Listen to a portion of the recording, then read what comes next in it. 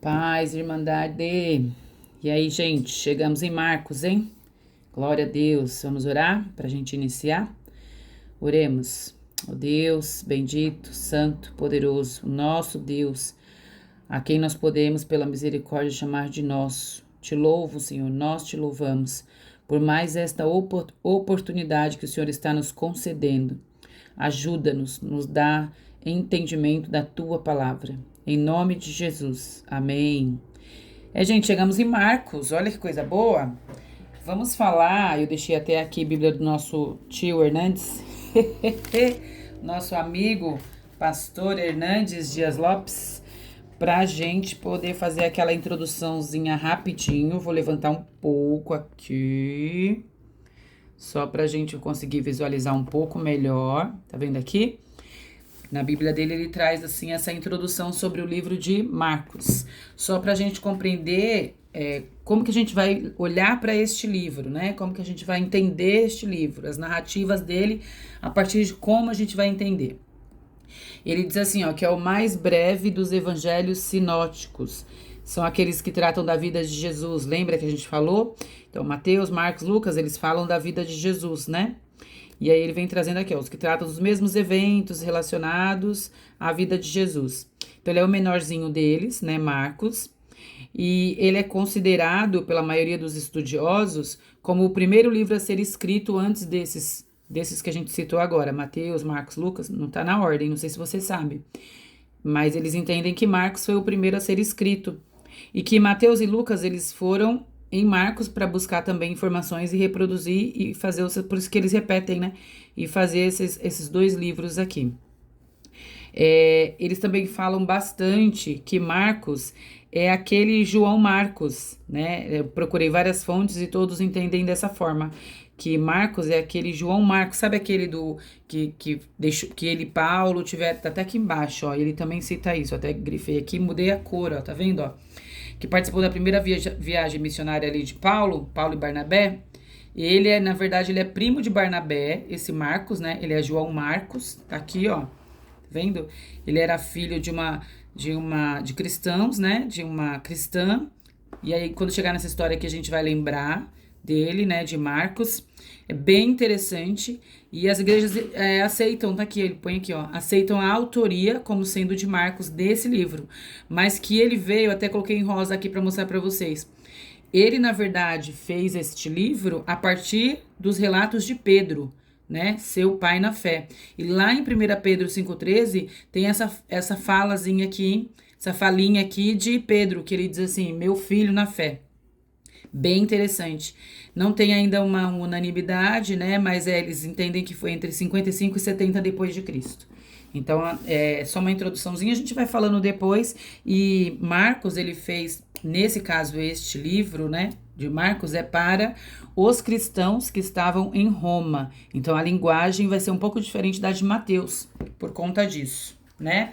E agora, sem demorar muito, vamos lá. E aqui acolá a gente vai relembrar o porquê, porque fala assim, porque fala assado, né? Vamos começar então aqui, porque este aqui é, como eu digo, o começo de tudo, é o início de tudo. O capítulo 1, chegamos em, deixa eu ele não balançar, o capítulo 1 de Marcos. Então nós vamos ver algumas histórias se repetirem, mas é porque é o ponto de vista, né? Outro ponto de vista. E lembrem, Marcos aqui é outro público.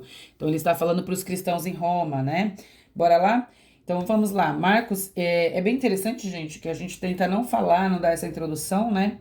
Mas senão a gente não tem entendimento de o que o texto está tratando e para quem, né?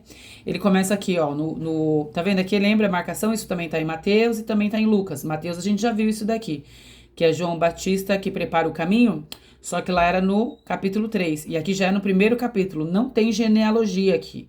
Por quê? Porque ele tá falando para os cristãos de Roma, já não é para os judeus, né? Diferente de Mateus. Então, daqui o princípio do evangelho de Jesus Cristo, o Filho de Deus. Ó, como ele não tá falando só para judeus, lembra que eles tinham aquele problema de usar o nome de Deus em vão? Aqui ele já põe, ó, o Filho de Deus, conforme está escrito no profeta Isaías. E aí ele traz a profecia de Isaías, né? Que ele cita o livro, na verdade ele mistura dois livros, depois a gente pode até ver a referência, né? A palavra evangelho, quando ele põe aqui evangelho de Jesus Cristo, evangelho significa boas novas ou boas notícias. Então, na verdade, ele está dizendo assim, ó, eu trago as boas notícias, as boas novas de Jesus, né? Jesus, a gente sabe que ele mesmo não escreveu um próprio evangelho, ao menos não está disponível para nós, né? Se ninguém descobriu algo assim. Mas essas pessoas vieram e escreveram sobre Jesus, né? O evangelho de Jesus. Alguns estudiosos dizem até que ele dá esse nome, que em tese esse seria o nome do evangelho de Marcos. Seria o evangelho de Jesus Cristo. Bonito, né? É bem bonito. Do 1 ao 8, ele vem falando do arrependimento para perdão dos pecados. Como a gente já viu, se arrependam para que sejam perdoados os seus pecados, né? Isso implica, na verdade, quando ele fala de perdão de pecados, eles falam de virar as costas. Aqui, ó, tá vendo? Perdão de pecados. Eles estão falando nesse sentido de virar as costas para o pecado. Implicava em uma mudança total de vida, perdão de pecados. Então, não é só falar assim, eu quero sim ser perdoado e nunca mais nem falar sobre, mudar de vida totalmente. Esse perdão de pecados implicava nisso, uma mudança total de vida. Do 9 ao 13, a gente vê aqui embaixo o batismo, né? Que a gente já falou da outra vez. E aqui em Marcos, ele está mostrando a voz, eu vou subir um pouquinho, a voz que vem do céu, né? E quando ele fala da voz, ele está mostrando a profecia de João, testificando que Jesus como Senhor, né? Ele testifica isso quando ele fala da voz de Deus, essa voz dos céus, né? Do versículo 16 ao 20, vamos ler deixa eu ver, vamos ler o 20. Cadê o versículo 20 que estava aqui do outro lado? Vou virar aqui, ó. Do versículo 20, aí diz assim, imediatamente Jesus os chamou e eles o seguiram. Aqui já é no 20, o chamado dos primeiros discípulos. Eu pulei o título, tá aqui, ó. Tô acelerando porque a gente deu aquela introduçãozinha e aí a gente tem que correr com o tempo, tá, gente? No próximo a gente já diminui um pouquinho essa corrida. Então aqui nós temos a chamada dos primeiros, né? Tiago e João são os primeiros a serem chamados, né?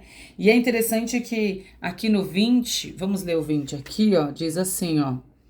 Imediatamente Jesus os chamou e eles o seguiram, deixando Zebedeu, o pai deles, com os seus empregados no barco. Olha que coisa interessante, vamos grifar este versículo, porque ele fala sobre essa entrega, sobre esse chamamento, sabe? Essa incumbência e essa entrega deles. É bem interessante, porque se eles tinham empregados, para aquela época isso era um privilégio, só pessoas abastadas, de boa renda, tinham empregados, né? Isso mostra que eles não abandonaram uma vida ruim, uma vida falida. Na verdade, não. Isso mostra que eles deixaram o trabalho que proporcionava provavelmente uma boa renda para eles.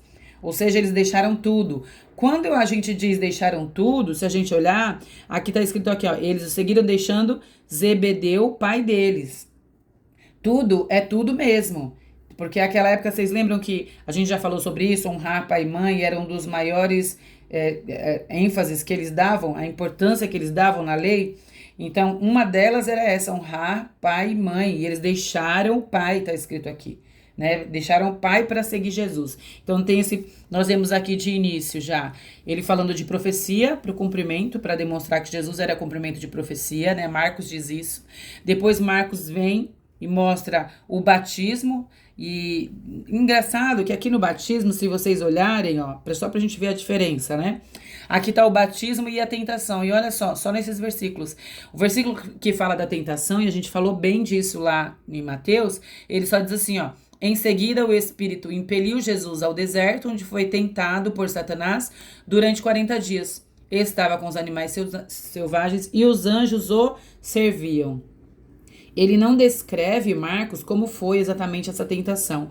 Uma coisa que chama atenção também é que ele também não dá ênfase para as parábolas, porque isso era mais importante para os judeus como ensinamento. Então ele não fala muito aqui de parábolas também no livro dele. A gente vê, salvo engano, são 4 parábolas, né? Então a gente vai ver algumas diferenças aqui do que a gente já leu, mas não significa que a gente não vai ter ensinamento, aprendizado e iluminação do céu sobre a palavra, não. Até nesse caso aqui, para trazer uma aplicação prática, nós vemos o texto, quando ele chega aqui no texto que ele diz assim, Evangelho de Jesus. Lembra que eu falei evangelho, a gente chama de quê? Ó, evangelho de Jesus, a gente chama de boas novas, né? Então são boas notícias de Jesus. E trazendo para uma aplicação prática do texto, Jesus chega trazendo o seu reino de boas notícias para nós. E da nossa parte, nós temos que nos esforçar para ter uma conversão genuína. Lembra que eu falei sobre o arrependimento dos pecados? Que era virar as costas para o pecado? Nós também temos que nos esforçar e tentar aplicar isso na nossa vida. E virar as costas para o velho eu, para o velho homem, né? Virar as costas para os nossos antigos desejos. Aquelas coisas que faziam a gente permanecer no erro. E claro, quando a gente vira as costas para tudo isso, a gente tem que dar ênfase a seguir a Jesus. Isso vai nos custar algo, como a gente viu que custou ali para os discípulos, porque eles tiveram que deixar, inclusive, pai e mãe. Não significa que a gente tenha que deixar pai e mãe, porque nós vivemos, né, no nosso mundo ocidental aqui, nosso lado, é bem diferente do deles, mas a gente tem que deixar algo para seguir a Jesus, e já fica aí o ensino para nós. Aí ele continua aqui, ó, Jesus expulsa um espírito imundo. É interessante que a gente vai ver em Marcos também muitos milagres, porque ele precisa mostrar isso para os seus leitores. Jesus fazendo, Jesus correndo, Jesus o tempo todo nessa atividade. A gente vai ver muito isso. Então a gente vai falar muito mais de milagres agora, né? Do 21 ao 28, vamos ler aqui do 21 ao 28, até o finalzinho aqui, ó. Então eles entraram em Cafarnaum. Assim que chegou o sábado, Jesus entrou na sinagoga. Então Jesus entrou na sinagoga. Ó, sinagoga.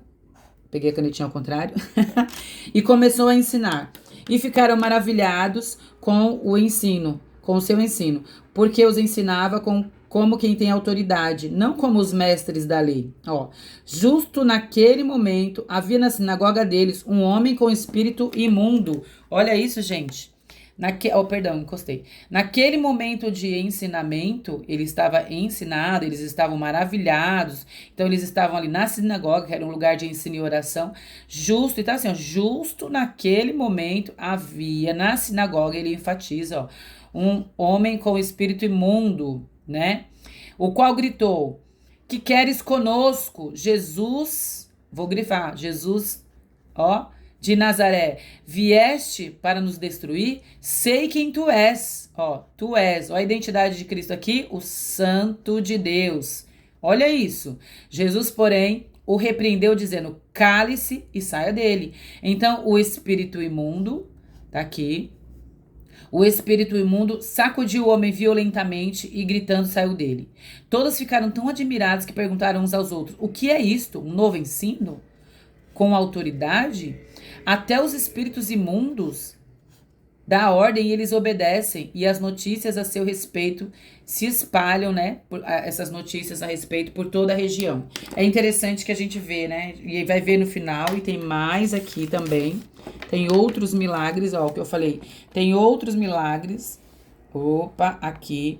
Muitos enfermos, doentes. Jesus vai curar. Ele vai se retirar depois para orar só. Ele cura o leproso. O leproso se aproxima dele, tá aqui embaixo, ele cura o leproso. Mas é interessante, né, que naquele lugar, aquelas pessoas ainda não conheciam Jesus, o ministério dele está iniciando. Mas a identidade dele já era conhecida nas regiões, essas regiões onde transitam toda essa parte espiritual, porque os homens não conheciam, mas aqueles espíritos imundos, os demônios, como também é o nome deles, né? Eles já sabiam e já conheciam, e eles chamam ele de Santo de Deus, porque veio nos atormentar. Então isso é impressionante. Deve ter causado nos leitores de Marcos também muita surpresa, porque ali era um lugar de oração, um lugar religioso, se é que a gente pode falar assim, e aquela manifestação aconteceu ali, né? Então a gente precisa ver que não tem lugar. A questão não é lugar, não são paredes, né? E aí Jesus vem aqui, ó, e aí ele cura um leproso, né? É interessante desse leproso que ele diz assim: se quiseres, ó, um leproso aproximou-se. Eu chamei isso daqui de ousadia santa. E aí, ó, o que ele fala aqui, ó, se quiseres, pode purificar-me. Olha que coisa interessante. Sabe o que significa isso daqui? Isso demonstra dependência e humildade deste homem. Você fala, mas ele era leproso. Ele não deveria se aproximar, lembram disso? Os leprosos ficavam separados, fora da cidade. Ele não deveria. Ele, ao contrário, ele se aproxima e ele fala: se quiseres, pode me curar. Ele condiciona a cura dele à vontade de Jesus. Isso é incrível. Então, que a gente possa aplicar isso às nossas vidas. Que possamos compreender que, como aconteceu ali na sinagoga, que era um lugar religioso, vamos dizer assim, um lugar em tese santo, não são as paredes que importam, mas as vidas das pessoas que estão ali naquele local. Né? Então nós vamos ali para expressar a nossa adoração a Deus, e é isso que importa, né? As pessoas que importam, a fé que importa, como foi desse homem leproso, que ele chegou dependendo de Deus, e que nós possamos nos chegar a Jesus com essa mesma fé, não querendo forçar algo de Deus, mas com esse entendimento de que não vamos barganhar, porque nós vamos depender da vontade do Senhor para todas as coisas na nossa vida. E assim o Senhor nos ajude a aplicar isso todos os dias da nossa vida. Louvado seja o nome do Senhor.